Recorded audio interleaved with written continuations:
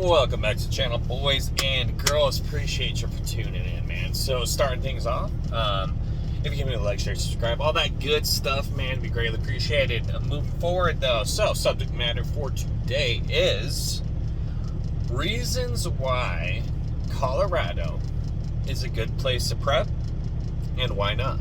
This was a viewer requested video, okay? Typically not my thing, but man, we're gonna give it a shot, dude. Why not, you know? So, start things off. We have got, number one thing, location is key in Colorado. Ranchers and farmers are in abundance, okay? So, that topic, so if you are in the right area, man, there are so many people that are self-sufficient, and they're gonna be all right when this all goes down. Also, you can get whatever you want, food, meats, veg, all that stuff. Okay, so that one's gonna be a solid one, right? And you got, like I said though, you can't be in the cities. Well, you can. You just gotta know the right people, but preferably not, right? So that's a big one. That's a big one. That's going to be huge for if SHTF actually plays out. Okay, so number two, we have got, you know me, man, I'm always talking about the oil field because that's my industry. We've got a lot of people, man, that are getting ready and think with the right mind, so to speak. Okay, I would say, with a little bit of help of myself, honestly, just my job alone, there's probably 30 dudes here that are all getting ready, all waiting to see what's coming, all right? So people are ready, man. That this industry, especially, it is heavily dominated. I mean, 95% right-leaning people, okay? Like, it's so bad that if you are not of the right mind, like, man, you're gonna get hazed out of here, dude. And quite honestly, have you ever known a fucking liberal to work long-ass 12-hour days every day? Maybe they exist, but probably not in the oil field. So, yeah, I don't want to elaborate on that too much because I'll just start talking shit. So, okay, number three, all right? So let's go ahead. Water is everywhere, all right? Lakes and rivers, 9,600 miles of water. Let that sink in. 9,600 miles, man. That is an abundance of water. And I'm telling you right now, we still have snow caps on those mountains, okay? No matter what happens, no matter what they say, we're going to be all right. There's shit tons of water around here, man. We have gone through droughts in the past. When this all goes down, we will cut California and Arizona off. More than likely, right? Or the infrastructure will cease to exist to how they're channeling it over there. Okay? Which could be a bad thing. Because right now, everything's kind of designed for a large portion of that water to be siphoned off, right? And rerouted. And there has been years in the past where when we get a huge snowmelt and then a really rainy spring, flooding is in the mix, man. There's been a couple years where my town has been trapped. No way in, no way out, right? We are just circled up, man. So, some goods and some bads there, you know what I'm saying? But water won't be an issue. I mean, I've literally got a lake right next to my house. I mean, that is heavily stocked with fish. It's one of the better fisheries around, right? So, that's great, but obviously that'll get fished out in a very short period of time. So, you know, it is what it is. Same with wildlife. I mean, we have got deer everywhere. Where I go shooting, there are deer everywhere. Does, bucks, whatever, man. It's, I'm not too much in the hunting game. More of a marksman guy myself. But I'm going to start getting into hunting, man. I'm going to get a tag probably for next year. So we'll see how that goes. I'll keep you guys in the loop on that one. So, number 4, lifestyle. Okay. There is a lot of people that fishes, hunts, shoots, and goes camping. All right. Great survival experience if you're willing to take advantage of it. Okay. And that is the key. Actually taking advantage of it. A lot of people move here and don't go to the mountains, which I will never understand, because when I lived in Fort Collins, which is like, you're basically right up on the mountains, man. When I lived there, I was in the mountains every weekend. Every single weekend. I mean, you're paying such a high premium to get access to the mountains that you're insane to live in a place like that, to not take full advantage of it. Ended up moving for obvious reasons, because it was just, it was cool, man. It was a college town. It was alright. I don't know. Just, Fort Collins, Boulder, and fucking Denver, dude. I don't see eye to eye with a lot of them, right? So yeah, man, pulled the plug, got the hell out of there. But yeah, I mean, if you want to learn how to go fishing, to hiking, I mean, there is just an abundance of things to do. And that is a huge reason why the premiums on this location are so high. But time and time again, I always see people move down here and never take advantage of it, which I fundamentally just don't understand. Like I couldn't justify paying these insane amounts of fucking prices unless I was doing that. So, yep, there's that one. So, all right. The mountains, number 5 is going to be the mountains are a great retreat for shit hit the fan. But, in a big but, man, if you are not taking full advantage of learning those survival skills and learning how to cope in the winter, you will die. Period. There is no in-between on that. You will not make it a full season. I don't give a shit who you are. I don't care how badass you are. It's just not going to happen, man. Like, it is brutal during the winter here. And I would make the case even in northern Colorado, man, we get hit pretty hard. But I just, honestly, I don't know if, like, I've got friends that own cabins up in the mountains, so it would be an obvious retreat for me to access their places, right? But next to that, like, I don't think I'd bug out up there and try and hide. Like, if you don't have some type of infrastructure up there, shelter, food, I mean, you gotta think you'd at least need food to get through 2 seasons to really get ahead of the game and start putting meat back, smoking the meat, and doing all the things, man, and really fine-tuning your craft with bushcrafting out there. So, I think more than likely you would end up getting yourself killed if you went to the mountains, okay? And in shit hit the fan, there are going to be situations where you're going to want to be around people, right? You don't want to go seclude yourself, man.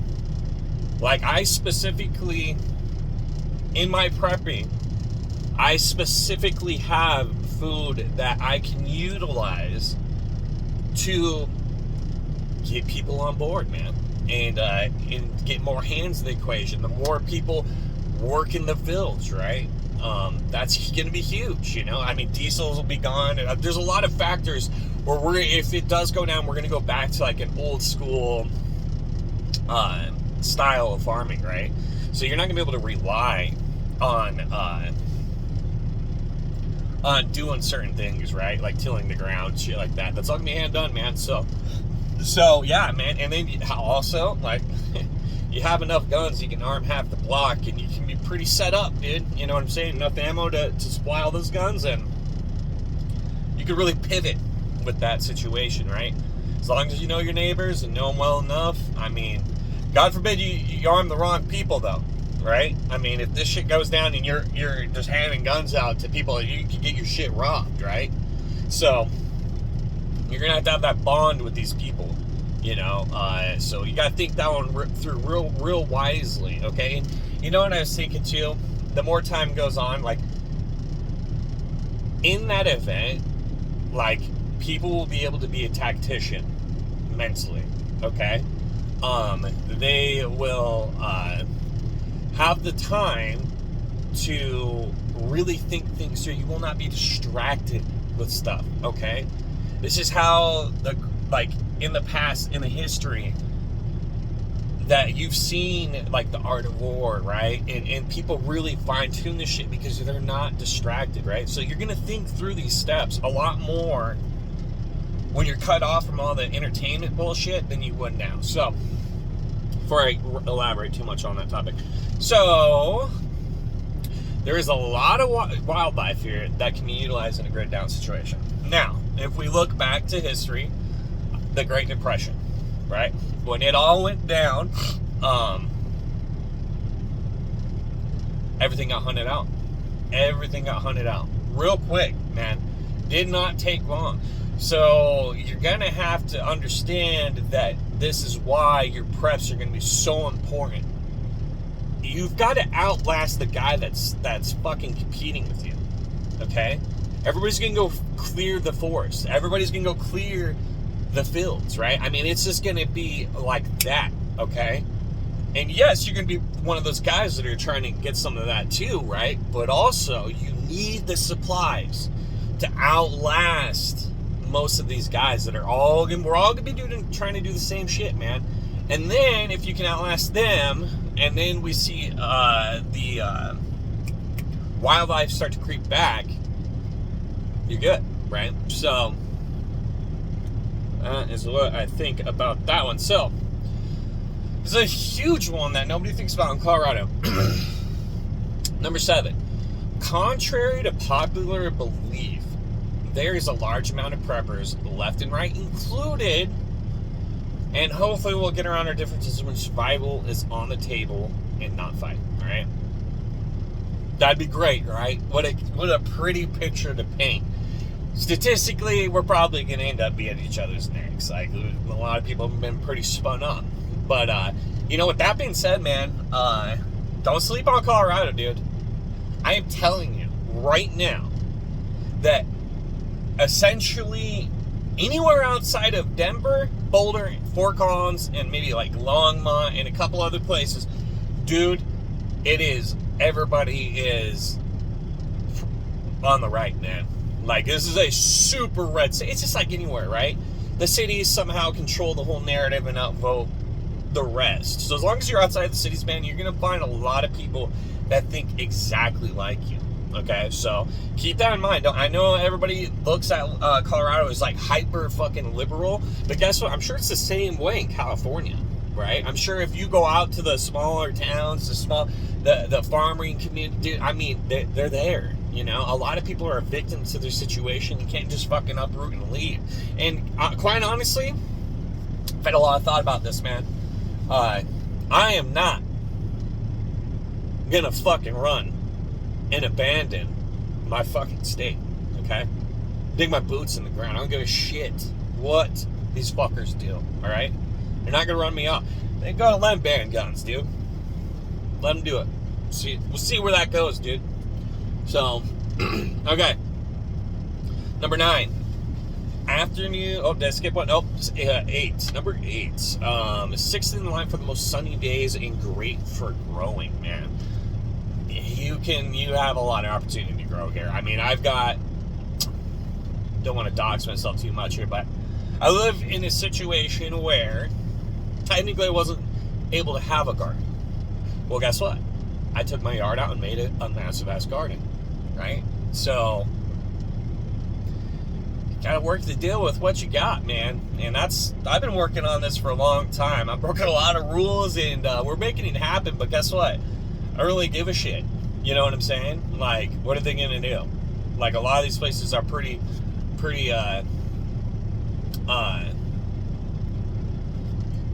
incapable of really fucking managing shit, you know what I'm saying? So, with that being said, I do own my property, yeah, man, we're making the best out of the solar system. I mean, the whole 9, right? So that's a huge, and then solar panels. That's a huge one to take advantage of on the amount of sun here. I mean, you will have zero issues when... You ground Randy today and make him stay. Sorry, guys. You'll have zero issues generating solar capacity. I mean, it just is not a fucking problem. I literally have a Jackery generator. I regret buying it, yada, yada, yada, whatever. Shit's come a long way with all these other EcoFlow and other really capable rigs that are at half the cost. Anywho, yeah, man. You can. I have a crappy solar panel on the roof, and it boom, done. Like one day, man, and that thing is ripping. I mean, it's you'll be all right on that end. But we're getting ready to upgrade it. We're getting ready to upgrade it, man. I'm not too sure which route we're gonna go, but I'm looking at one of these home units. They're like, I don't know, like $3,500, $4,000. We'll see, man. We'll see what route we go with that. Maybe I'll make a video on it. Not too big on making videos at the house and like showing shit off, because I just really don't want people to know everything I've got, you know. That's why I have gun reviews, knife reviews, gold and silver reviews. I don't really put it on here because, you know, I'm not trying to be like, oh fuck, look at me, I've got fucking gold coins, oh nice, you know. So that's just not a smart idea. But with that being said, we do have offsite storage. So all right, so this one's actually very slept on. Number 10, the Mile High helps you maintain shape. Higher caloric expenditure due to lack of oxygen. Not a lot of people think about that. There's the pros and the cons to that, right? You're going to burn more calories in the shit the fan situation, but with that being said, man, it keeps you in shape pretty relatively easily, you know. So that is really good, man. Like,